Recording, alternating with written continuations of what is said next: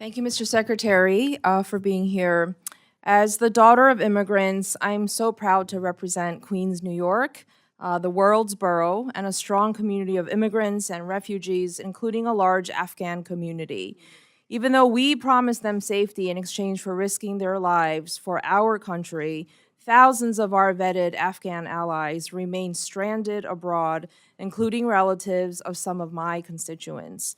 Last month, this administration reportedly decided to close Camp Asaliya and force 1,100 Afghans there to choose between going to the Democratic Republic of the Congo, where they have no ties and which is facing an Ebola crisis, and Afghanistan, which would be a death sentence.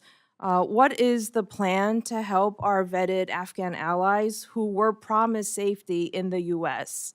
Yeah, well, the plan is, and we're working on this very actively, and is to have more than just those two alternatives. And obviously, the Afghan alternative is not one that's realistic for most of them. And so we're engaging every single day, and we think we have a number of other countries that are willing to. Now, the question is not countries willing to assume.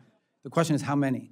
We have about 1,000-something people there, and we have to move them. And so I don't think there's one country that's going to take all 1,000. But it has to be countries that, A, are willing to assume some of this responsibility in numbers that are manageable to them, but also places that give more options to these individuals that they would be comfortable going to.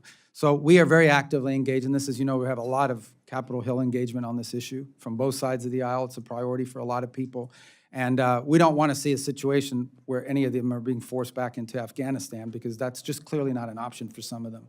The case of relatives of American citizens, I think, is a separate case in the sense that they have ties to the United States. And so that process, the processing is still ongoing in terms of the applications, the background checks, and the vetting and so forth.